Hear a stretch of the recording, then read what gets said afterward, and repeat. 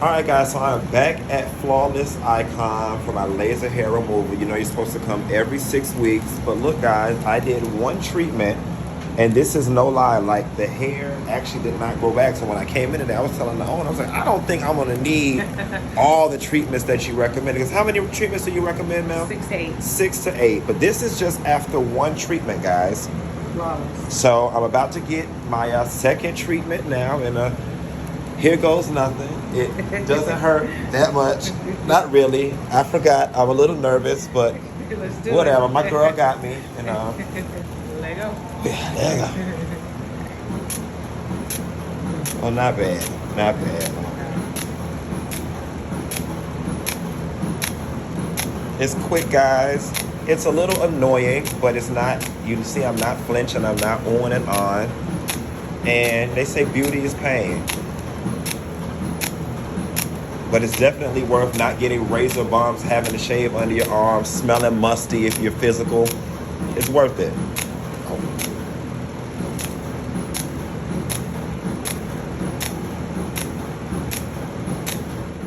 Drop down in the description box and click the link to check out this and all the other fine services that Flawless Icon provides. And don't forget, tell them Funky sent you. So y'all told me if I thought episode 1 of SWV and Xscape the Queens of R&B was something, that episode 2 was really going to be something. And y'all, I was really prepared to come to y'all hyped, ready to go in and let have, but I am really coming to y'all with a heavy heart, and I want to tell you why. Want to talk about it? Here it goes.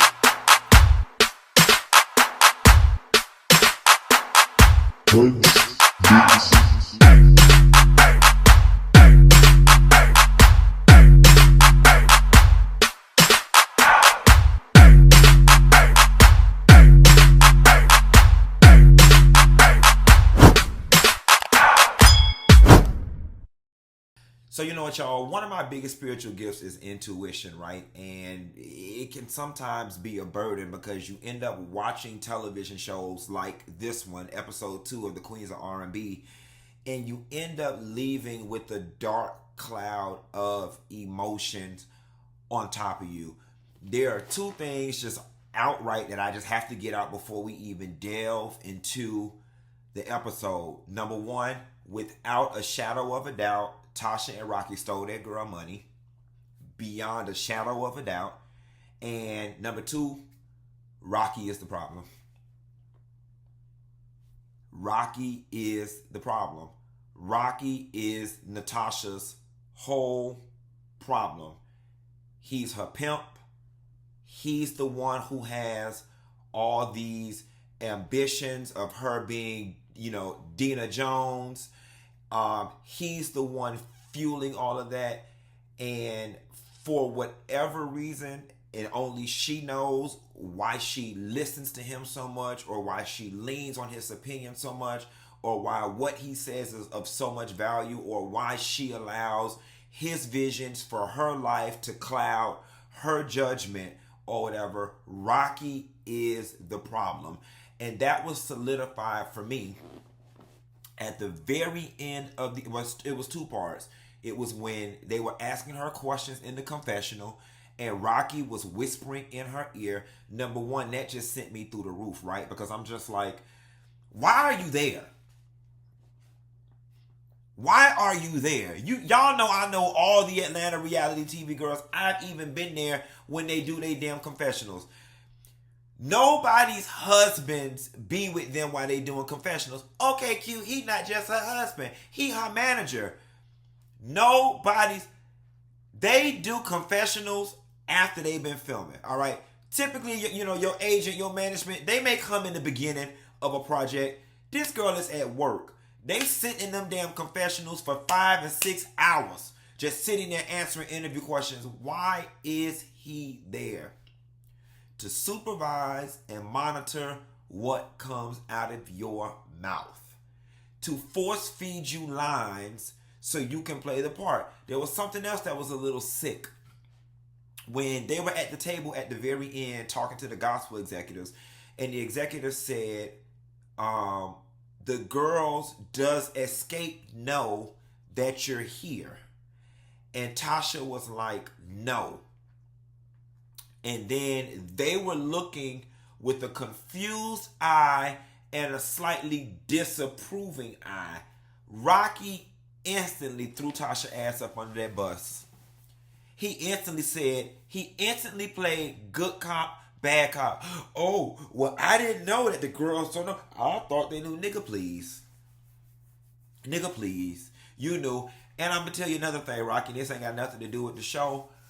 But you would have thought that since y'all stole that girl money, you would have got that tooth on the side fixed. All right? And listen, I can talk about you because I had 2 missing side teeth and did a whole talk show. I was on Sister Circle with 2 missing side teeth, and every time I threw them holes to commercial. And we'll be back with more Sister Circle after this.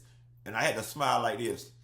Okay? Luckily for me, the camera was on me face on. But now, you can't talk. Why? Because they're done!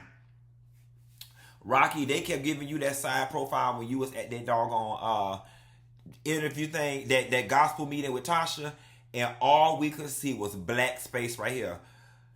The first thing I wanted y'all to do was give Tamika her money back.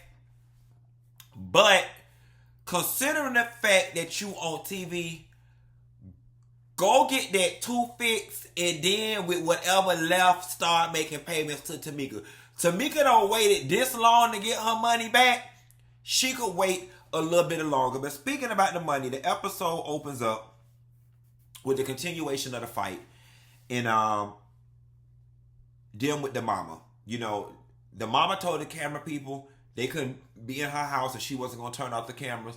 The camera people obliged her, bitch. Deaconess wig. The camera people was outside. You can't throw people out from outside. When she could not calm Tamika down about that money, she tried to talk to her. Once she realized it was no calming Tamika down, she went back to turn the cameras off. Turn the cameras off. Now, here's what's funny, right? Because Tamika said, you know, she don't want that family secret out there because she don't want, you know, her precious daughter. No, that money getting out there situation is giving me your mama is trying to protect her own reputation. All right? It's giving me your mama got a portion of that money. And there's a, you know, Xscape tale that y'all told on y'all unsung and in social media, whatever, that your mama one day got up and made a $10,000 donation in that church. Yeah, she did it with your goddamn money. And that is, and I don't know if that's the same time frame, I'm speculating, but it's giving me that that is your mama's true reason for not wanting to say nothing about that money. Because if she fuck around and acknowledges that Tasha and Rocky did take your money, then that gives Tasha credence to say, oh yeah, but we gave you a part of it. That mama not trying to protect Tasha. She trying to protect herself. And if she didn't give it to the church, she gave it to the wig store and they need to give it back. But nevertheless, that was foul. And then you see Tamika in her confessional. I am sorry about it. I'm sorry. Tamika's level of acting, no shade, is Tyler Perry stage play at best. Tamika does not give me she can cry on cue. That girl was in that confessional. She could not even talk about the situation without it bringing her to tears. She was hurt. She was hurt. Here's the thing though, Tamika, like real talk, because truth is the only thing that's going to bring healing in this situation, right? And just as long as your sister is coming at you saying you telling lies and she's unwilling to fold, you are going to have to drop the receipts. And I'm not saying drop the receipts to be messy. Well, I am, because bitch, I want to see their face when it's cracked. But I'm also saying once you drop the receipts, and they're in front of her like this, at that point, all she can do is go somewhere, be mad for a little bit, and now that the truth is undeniably out there, a mature person, a rational person, will come back around and apologize, and y'all can finally put this you stole my money thing to rest. During the argument, you said you forgave her, and I get it. That's what we're supposed to do, and that's what we're supposed to say, and we are supposed to try to move on. But the reality is, your heart has not forgiven them for that betrayal. Because if you did, number one, you wouldn't have used it as ammunition against them in that moment. And number two, it wouldn't bring you to tears the way it did had you truly been released from the situation. And that's not your fault, and there's nothing wrong with it. But you need to go ahead and post some receipts so she could cut this out. And so the mama can be, so you can actually get some leverage and some oomph with that mama as well. Be like, mama, now stop. Now what, mama? So now you and the mama can have a conversation. Ma, here go the receipts. You knew Tasha did it. So tell me this, Ma. You say that you don't protect Tasha and you don't always take her side, but how do you explain this? And once you show it on paper, it'll make your mama do one or two things. It'll make her fold or hold, honey. But I'm going to tell you something, Tamika, because I related to you a whole lot. And this is why I say this is such a deep episode. I'm going to tell some of my personal business here. I related to you a whole lot when you said you had been going through this your whole life. And then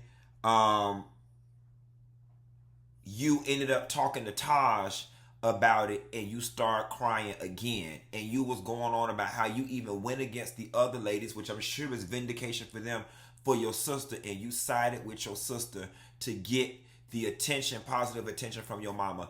I hope you realize that at 40-something years old, nearing 50, it still didn't work. Like, it still didn't work. It was only temporary attention, temporary, whatever the case may be. I'm not saying your mother doesn't love you, right? But you can't make somebody feel for you what they don't. You can't. And I'm speaking from personal experience because I related to Tamika a lot in that situation in terms of always feeling like nothing that I did was praiseworthy for my father, right? I always felt like I could win a fucking Oscar, and in comparison to some of my other siblings, quite frankly, I have. You know what I'm saying? But somehow or another, I just never got the level of praise that other siblings have gotten for doing far more mediocre or far less, or for just breathing. Quite frankly, he just ain't see it for me like that for whatever reason. And I'm going to tell you something. You go through your life always begging for this person's attention, affection, and love, and you don't get it. And I'm going to tell you when I was released of that and when it stopped hurting, when he died,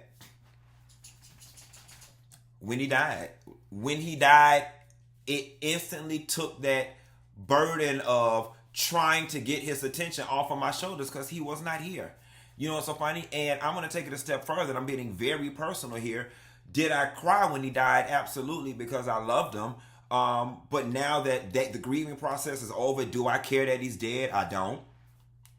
And not to get it twisted, y'all, it's not, my father was in my life all my life, great provider, all those different things. It ain't no absentee father situation. But now that he's dead, do I miss him? No. Because I don't miss walking around life feeling like I'm not good enough. You know what I'm saying? And so, Tamika, I'm not wishing death on your mother, but I'm just here to tell you that you're 50 years old, damn near, and your mother's the way she is. You can't make somebody undo 40-something years of feeling one way about you and feeling one way about your sister, and like overnight now, on the tail end of her life and the back end of yours, that she's going to magically start treating you and viewing you and regarding you the same way she does Tasha. It's not going to happen, baby. So you got to either one or two things. She got to go on to glory, or you've got to find a way to make peace with that and no longer desire it. And I promise you, once you stop desiring that, once you stop requiring that, and once you stop needing that, and quite frankly, once you stop coming around, you take back your power.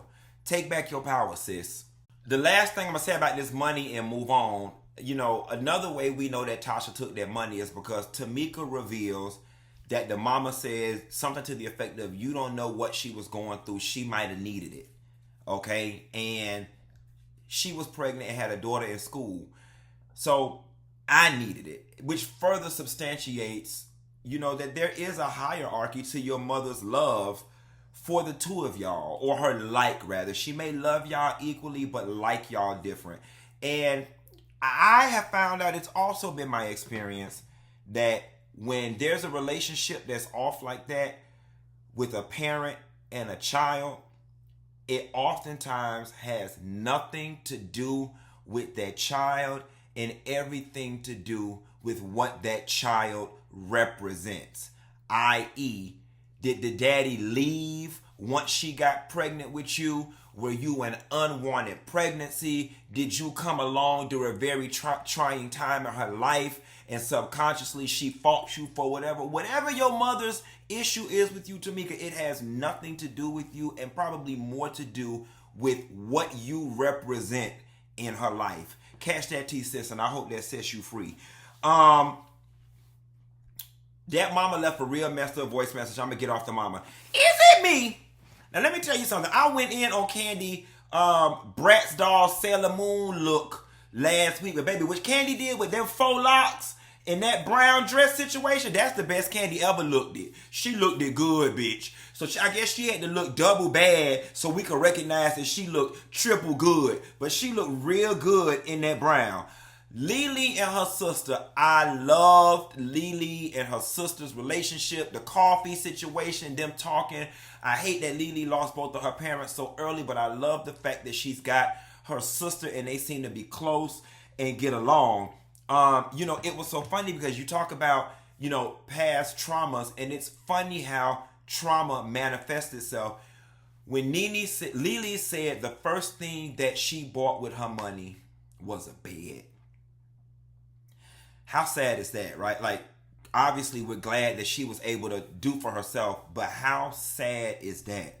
The most of the things that a lot of us take for granted. We would have ran out and got a car, a house, a watch, and she got something so minuscule to a lot of us. It was a bed. But good for you, and life turned up great for her. Tiny's lake house. Tiny, now listen. Tiny say, bitch, I'm finna show y'all all the houses, okay? And I realized we had seen that lake house before. That was the old house that they used to do family hustle in. I guess now it's the lake house. And then if that wasn't enough, honey, mama got on that thing and said, well, I got 5 houses. I don't know how to use the appliances in all my house. Now listen, girl. I am all for black wealth. I am all for black opulence. I am all for black people doing the things that white people do. But this go for black people and white people. I get the investment part, right? I get that real estate is an investment. And I'm hoping that's why y'all got all them damn houses. But I was about to say, why y'all got all them damn houses? But then again, they got all them damn kids. And maybe they may be trying to set up a situation where each one of their kids get a house. I don't know. You know what? I'm going to take that back. Y'all the hope and the dream of the slave. That's right, T.I. and Tiny with them 7 kids and them 5 houses. Y'all need to get 2 more houses to match the amount of kids and then get y'all a retirement home. And y'all will really make Harriet Tubman and Sojourner Truth proud. Keep buying up them houses and stay out them strip clubs with them girls. So everybody get over to the house and Tasha come walking in. Tasha came walking in, coming off of what her and her sister came off of. I get, she probably got a little, I know what this scene is finna be about. I ain't gonna complain about her entrance. She came in cordial. Tamika spoke. I mean, Tamika, you be a damn fool to think that you just embarrassed your sister, even though she deserved it, to think that she was gonna speak to you. Like I gave her ass a dry ass hey. You spoke to her as if the shit didn't happen, and people still need time to process that type of stuff. So then they go sit down And they say, well, let's talk about it. Let's talk about it. Let's talk about it. Who want to go first? Candy say, Tasha, let's go first. And then she say, well, management. I think we need to get new management. I'm going to be very honest with you, y'all. And from watching Unsung, from watching Dreamgirls, from watching, just all these other cautionary tales that we've seen from the music business, I am surprised off rip that Candy and Tiny and the girls even went for management being closely associated with Rocky and Latasha. And it has nothing to do with Rocky and Latasha or the people being shady or nothing like that. I just think neutrality is the best in an ensemble situation. No, your mama can't do... Listen, if Destiny's Child ain't the biggest damn example of why it is you need to have neutral management, I don't know what is. Not to say that Beyonce wouldn't have been on the same trajectory had it not been for her daddy, but we can all say that she got favoritism in the group because of her daddy. It comes natural. I don't care how much you try not to. You're going to naturally and subconsciously lean in the favor of the person you are most connected to. With that being said, I am surprised they even went for having management that somebody knew or that were friends with somebody from the jump. Unless said management was like Mona Scott Young or... You know what I'm saying? Clive Davis or somebody that's like, okay, that might be y'all friend, but this person is the truth. Which at one point I did think Mona was managing them, but I may be wrong. Well, obviously she ain't, because they wouldn't have outed Mona like that, talking about they ain't got no phone calls since the verses. Here's the funny thing though, y'all might not have got no phone calls, but I'm trying to understand, Tiny, and granted I'm not in the music business. Y'all are touring and y'all are touring heavily. What type of phone calls was y'all expecting? I mean, because the only thing y'all are, I don't want to say good for like y'all ain't good for shit, but the only thing that y'all are known for is singing. And if y'all are touring all the damn cities, what type of phone calls was y'all looking for? I mean, if you say to me more phone calls about more touring and more dates that we don't have to set up on our own, then I can rock with that. But I would venture to think that independent promoters, you know how you got small promoters that throw things in the city, they probably can't afford y'all at this point because of the verses and all the touring that y'all have been done. I know y'all ain't gonna come do no small stuff when y'all getting these big numbers. So I'm just confused as to what type of calls that y'all would have been looking for. And quiet as okay, we don't even know who the hell y'all management is, bitch. So we don't know who to call. Y'all need to put at the bottom of y'all Instagram bio, management, please call, whatever, and take a picture with the bitch every now and again so we can know who to call and what she do. They then say, Tamika and Tasha, y'all need to talk. And Tasha says, we need to talk about my mama and we not going to talk here. I definitely respect and understand not wanting to talk about family business on camera and in front of the girls, right? But Tasha, you're deflecting. Now, granted, everybody's family is different. Tasha them definitely give me, they were raised in like a Braxton family values type of household, Mama Evelyn type of situation, and we see what the fuck that did for the Braxton sisters, okay? I'm sorry, I'm new school with it. I believe respect is a two-way street. I don't care if you my mama, my daddy, if you old or you young. If you raise your voice at me, I'm going to raise my voice at you. If I had you just because you grown and you older than me, and I might be going to hell for this according to some of y'all's religious views and beliefs. But just because you grown or older than me don't mean I'm going to sit back and shut up. I'm damn sure not going to shut up in the face of wrong, okay? I don't... Now, if you want to consider Tamika raising her voice in the heat of the moment at your mother as disrespect, I can accept that, but that doesn't require much of a conversation from you. That doesn't require much of a conversation. Mama, I'm sorry for raising my voice. But everything that came out her mouth was correct, and telling her mama and giving her damn mama the business about the money that you and Rocky stole and she probably donated to the church, she had every right to. And to be quite honest, if you really want to talk about who disrespected who, the mama disrespected Tamika. Who looks on camera? See, here's the funny thing about that on camera. And here's how you know Tamika's right about being treated like that all her life. Whose mother on camera refers to one of their children as jealous of the other? See, she didn't want that camera to stop when she was calling her jealous and making her seem, beneath you because she's jealous. But the minute she accused you of stealing that money, the cameras needed to be turned off. Tasha, I think if you want to lend or aid your sister in some of her healing, you need to acknowledge her experience.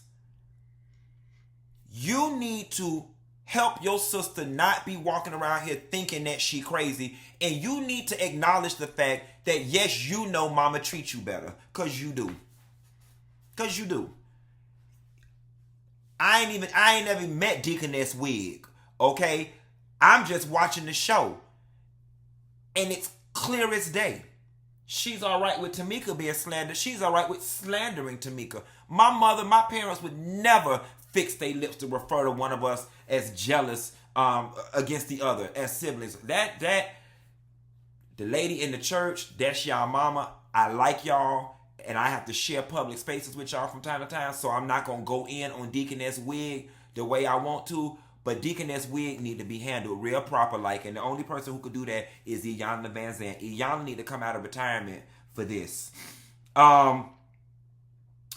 Taj goes home to Nashville to that big ass house and that fine ass husband. Yes, God, bitch, I want to be getting off the road to go home to my fine ass husband. Let me think, did y'all see when Eddie laid back and them abs was just popping out the t-shirt? Listen, honey, that was vulgar. It was, listen, when your body's so fine that you vulgar through your clothes, you might as well just take them off then, because you was worse than Sierra at the Oscars, Eddie. You was just showing us everything. You didn't leave nothing to the imagination. It was all bam, bam, bam, bam, bam. I know that's right, honey, child. Ty say fuck this tour and fuck going back to Africa, bitch. I ain't broke like y'all bitches. Okay, I might have been the one who sang the least in SWV, bitch, but I landed the best, honey. I got me a football player husband, bitch. I ain't Lily. I wasn't sleeping in homeless shelters and going to gay clubs and fucking bitches in order to have some place to stay. And I ain't Coco living in that regular ass house in Virginia. And I ain't mad because Coco, you got a roof over your head and it's more than a lot of people got. Ty say, child, I don't need this shit. Y'all hoes do. So you might want to get it together, because real talk, Taj is the least incentivized to be there. Okay! And you ain't never heard nothing about her and Eddie having no problem. And Taj shall always be done. Yes, God. Coco comes home and, she speaks with her mom. I love her mom. I love Coco's son. I know that I'm not the only person thinking this, so I'm going to say this. Coco talks about how her mother was very, very, very religious. She couldn't sing R&B. The mother was disappointed when she was and didn't get with it till she bought a car. That being said, and I know that people change and people can progress and they can evolve, I would be curious to know how Coco's mom reconciles, and I'm assuming that Coco's son is gay. But child, that's me trying to be polite. He gay, all right? He's gay. I'm gay, so it ain't a read. I'm curious to know, and I would love to sit down with Coco and talk about it. I'm an interviewer, child. I call her, get a hold of her. But I would like to know how a mother that is that staunchly religious is able to reconcile her religion and her son being gay. And maybe the short answer is I evolved and I realized Jesus loves everybody, right? That's probably the short answer. But I'm pretty sure if she was against her daughter singing R&B music, at that same time, she more than likely was against homosexuality as well. So I just be, and here's the funny thing. Coco's son seems to be healthy, well balanced, well accepted. He's sitting in front of grandma with nails, and grandma just as comfortable. So obviously she loves him. She looks past it. And I would just love to talk to her about how she did that so she can help other people who are gay or have gay children and have religious parents and or grandparents. Very powerful, and I'm glad that we got to see that mashup between the LGBTQ community, secular music, and gospel and love all tied in one bowl in one house. Tasha and Candy. So then we start going back and forth between Tasha in the studio with Tasha at home with Rocky talking about her issues with Candy, and Candy in the studio with Ty A1 and Jo talking about her issues with Tasha. And Tasha says that Candy had issue with when Tasha would be given songs to sing. She said in their own shows, Candy would be like, well, why is she singing and why is she getting to sing this and the third? Candy recently did a video where she revealed, I don't understand what Tasha is saying because on our first 2 albums, I sang lead on most of the songs. Well, I mean, I'm just throwing this out here. Could that be because you made a big fuss? Could it be? And then also, I noticed that on the Xscape show that they did when they reunited, Tasha made the point, yeah, you were singing lead on most of the songs, and that was starting to change, and that's what you had issue with. Now, here's the thing. I could definitely understand how, from Tasha's vantage point, she could possibly say that about Candy, especially if Candy was expressing at any moment in time why she was singing or why she was getting more parts. I can also see a situation where if someone sang lead on the first 2 albums more times than not, and then you get to the 3rd album and somebody else is starting to sing lead a little more, a person getting a little unsure, a little uncomfortable. So I don't think Tasha is completely pulling that out of her ass from her perspective. Now, she don't know what was in Candy's mind. Candy, on the other hand, says, her and Tasha have always bumped heads, whatever the case may be. Now, here's the thing that I don't like.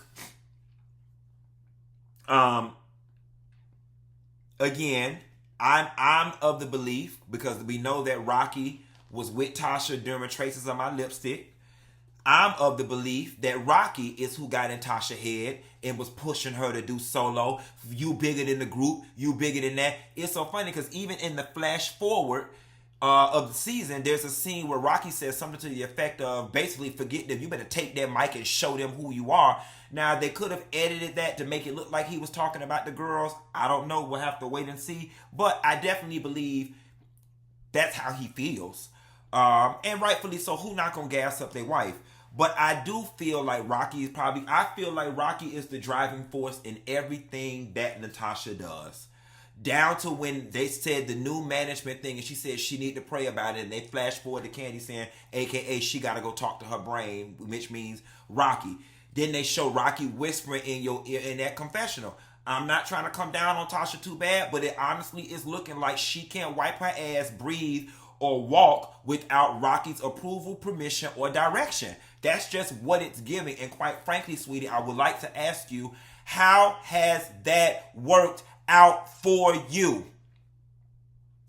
He ran your ass and led your ass astray the first time with Xscape, then y'all broke up.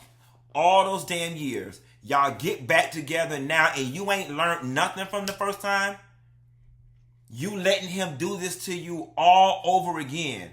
The only thing different this time is that your sister ain't a damn fool and you made the biggest mistake you could have possibly made, Latasha. And I said this on my last video. You let them girls figure out that they could do it without you.